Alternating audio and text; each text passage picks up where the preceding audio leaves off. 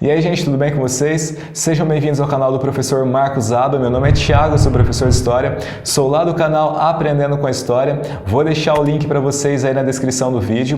A nossa aula de hoje será sobre o Iluminismo. Espero que vocês gostem. Nessa aula teremos um breve resumo sobre o Iluminismo, que foi um movimento que surgiu na Europa lá no século XVIII e que acabou influenciando uma série de movimentos históricos, como a Inconfidência Mineira, a Independência dos Estados Unidos, a Revolução Francesa, entre outros.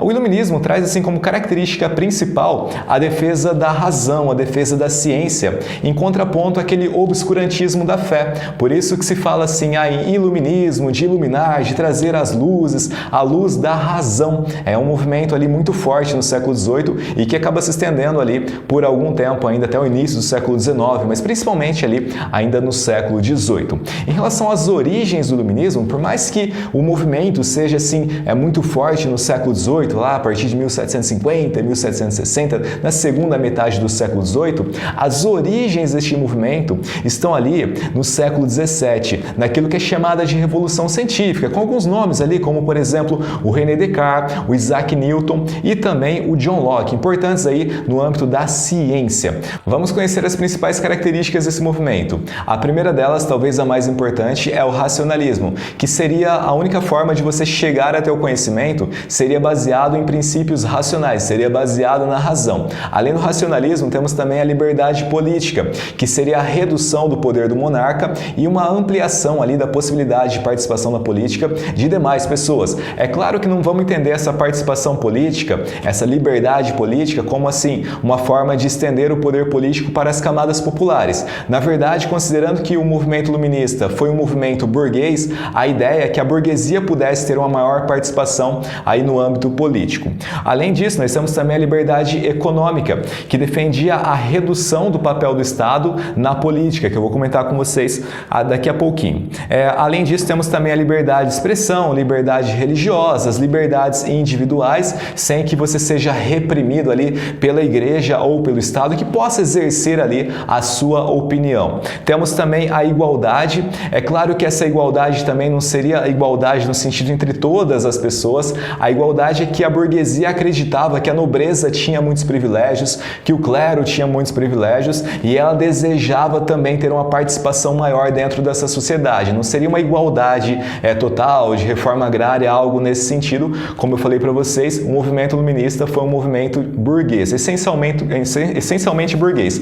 Temos também o anticlericalismo, que seria a redução do papel da igreja dentro da sociedade, principalmente no que diz ali a política. Bom, entre os principais teóricos do iluminismo, nós podemos destacar o Barão de Montesquieu. Os principais eram franceses. Em relação ao Barão de Montesquieu, ele escreveu uma obra chamada O Espírito das Leis, onde ele defende a ideia de a teoria da tripartite, em que o poder que até então era concentrado nas mãos de um monarca deveria ser dividido em três instâncias. Nós chamamos até hoje de poder executivo, o poder legislativo e o poder judiciário, e de que só teria liberdade, de fato, se houvesse entre esses três poderes um equilíbrio e harmonia. Então, esse pensamento de Montesquieu acaba sendo seguido até os dias atuais. Além de Montesquieu, nós temos também Voltaire. Outro francês, é considerado um dos maiores críticos da Igreja Católica, é conhecido por seu anticlericalismo bastante radical, era defensor da liberdade jurídica, também da liberdade de pensamento, liberdade de expressão, liberdade religiosa. Defendia também um modelo educacional baseado na ciência, mas assim, puramente na ciência, que valorizasse a ciência. No entanto, ele acabava defendendo também que o poder deveria ser exercido por uma elite letrada e não que fosse assim amplamente distribuído entre a população e que possibilitasse a participação popular. Então, defendia ali que uma elite letrada administrasse ou governasse uma determinada região. Além do Voltaire, nós temos também o Rousseau. Rousseau, um outro francês, acaba aí dando ênfase mais na questão da igualdade. Ele acaba se diferenciando um pouco dos demais, inclusive ele acaba influenciando uma ala radical depois na Revolução Francesa, que desejava igualdade entre as pessoas, que é a fase jacobina da Revolução Francesa, que eu tenho um vídeo lá no meu canal também. Ele fala que a origem da desigualdade está na propriedade privada. Então ele é um crítico da propriedade privada, ele fala que a terra, por exemplo, é um bem natural e ninguém criou, no caso, um bem natural e não é assim de uma criação humana, eu fui lá e fiz essa terra, e se é um bem natural, teria que ser dividido entre as pessoas. Então ele tem esse pensamento que acabou destoando um pouco dos demais pensadores iluministas. Ele foi o único a defender o voto universal, a ampliação da participação popular dentro aí da questão política. Ele é autor também da teoria do bom selvagem, que diz que o homem nasce bom, a sociedade é que o corrompe. Ele teve grande aceitação entre a pequena burguesia e também nas camadas populares. Bom, além desses três que são considerados aí os principais teóricos do iluminismo, nós temos também alguns outros que são chamados lá de enciclopedistas. Desses enciclopedistas, nós podemos destacar o D'Alembert e o Diderot, que são dois teóricos, dois filósofos também, que acabaram organizando um grande compilado, uma grande enciclopédia, que reunia os principais pensadores do iluminismo, as principais ideias, e a intenção dessa enciclopédia era propagandear, era difundir as ideias iluministas aí também para outros países. E, de alguma forma, eles acabaram conseguindo, né? Porque essas ideias iluministas chegaram aqui no Brasil, influenciaram a Inconfidência Mineira, influenciaram a Conjura Baiana, quando eles começaram a pregar a ideia de liberdade, de igualdade, de fraternidade, de não opressão, de divisão dos poderes, de quem tem o executivo, o legislativo, o judiciário, enfim, o movimento iluminista, apesar de ter surgido na Europa, não ficou restrito à Europa. Bom, além dos enciclopedistas, nós temos alguns pensadores que são mais do âmbito econômico. Entre eles, nós temos uma escola de pensamento chamada de escola fisiocrata. Se você for pensar na ideia de fisiocracia, físio está relacionado a physis, e physis, como vocês sabem, é o mesmo que natureza. E cracia seria uma espécie de governo ou de poder. O poder da natureza, o governo da natureza. Essa escola de pensamento, chamada de escola fisiocrata, acreditava que a origem de toda a riqueza estava na terra. Então é a partir da terra que fornece ali os principais recursos naturais, por exemplo, para a indústria, para o artesanato, para o comércio. Então eles valorizavam o poder da terra. Principalmente ele é como se fosse um capitalismo agrário, né, voltado para esse setor aí da terra, tanto da agricultura como também da pecuária. Entre os principais pensadores, principais teóricos dessa corrente fisiocrata que valorizava a questão da terra, a questão natural, nós temos o Quesnay, o Turgot e também o Gournay. São os principais teóricos deste pensamento. Além dessa escola fisiocrata, nós temos também Adam Smith, né, que é ali do liberalismo econômico, é considerado o pai do liberalismo econômico. Nós poderíamos falar assim, uma aula exclusiva sobre o Adam Smith, que não teremos tempo hoje, mas só para a gente resumir um pouco mais, que é Adam Smith, que era ali da Escócia, como eu falei, é considerado o pai do liberalismo econômico, e sempre que nós falamos em liberalismo econômico, ele dá as bases para esse pensamento em um conjunto de obras chamado de A Riqueza das Nações. Ele fala em redução do poder do Estado.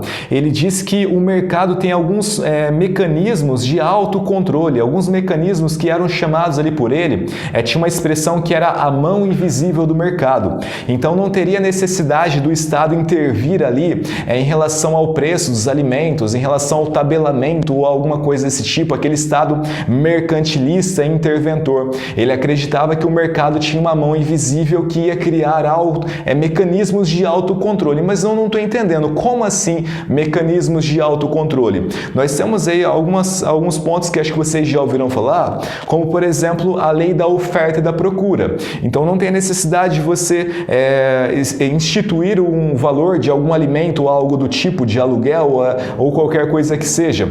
Porque se você tem a lei da oferta e da procura, quanto maior você tem a oferta de um produto no mercado, a tendência é o preço reduzir. E se você quase não tem o produto no mercado, a tendência é que o preço vá aumentar. Seria esse o pensamento de Adam Smith. Além disso, nós temos também a livre concorrência. Se tem mais de um empreendimento em uma determinada região, a tendência, segundo o pensamento de Adam Smith, era o preço baixar. Ele defendia também a liberdade privada e a liberdade de contrato, sem que tivesse a intervenção do Estado, que tivesse ali uma negociação, a possibilidade de uma pessoa contratar a outra, por exemplo, sem uma grande intervenção estatal. Bom, além disso, nós temos também uma outra corrente, não necessariamente no âmbito político, que era chamado um movimento dentro do iluminismo, que ficou conhecido como despotismo esclarecido. Como assim despotismo esclarecido? O iluminismo acabou ganhando uma projeção tão grande dentro da Europa que alguns reis começaram a ser questionados, começaram a perceber a existência de movimentos revolucionários, como foi com a Revolução Francesa, e começaram a ficar assim com um certo receio, começaram a ficar com um certo medo de que tivesse uma ascensão da burguesia muito grande em seus países. E eles perceberam, olha, as ideias iluministas, as ideias que pregam a ideia de liberdade, de racionalismo, de redução do poder do monarca, são tão grandes que se a gente continuar com esse pensamento, hora ou outra vai estourar aqui também uma grande revolução. Então, o despotismo esclarecido, a ideia de déspota, seria ali um tirano, um monarca absolutista, mas então o despotismo, um déspota esclarecido, despotismo esclarecido. Como assim um déspota esclarecido? É como se fosse um monarca absolutista, mas que tivesse aderindo a algumas ideias do iluminismo. Espera, isso não faz muito sentido, porque se naturalmente eu sou um déspota e o iluminismo critica a monarquia absolutista, ou seja, critica esse tipo de monarca, de um déspota, como que eu posso defender? Era uma manobra política, era uma forma assim de, olha, nós estamos mudando, nós estamos fazendo algumas coisas diferentes, criando, por exemplo, escola, concedendo liberdade religiosa, criando ali uma constituição, digamos que um pouco mais participativa, e alguns monarcas começaram a aderir a algumas ideias do iluminismo como uma forma de segurar movimentos revolucionários, alguma coisa nesse sentido. Nós temos como exemplos de monarcas absolutistas aí o Frederico II da Prússia, atualmente a Alemanha, temos também Catarina II lá da Rússia, José II da Áustria e também o Marquês de Pombal, que era lá o ministro de Dom José em Portugal. Bom, gente, essa foi uma aula bem rápida sobre o iluminismo. Caso vocês queiram ter uma aula um pouco mais completa lá no meu canal e também uma aula sobre a Revolução Francesa, se vocês tiverem interesse, acessem lá o canal Aprendendo com a História. Espero que tenham gostado e até a próxima.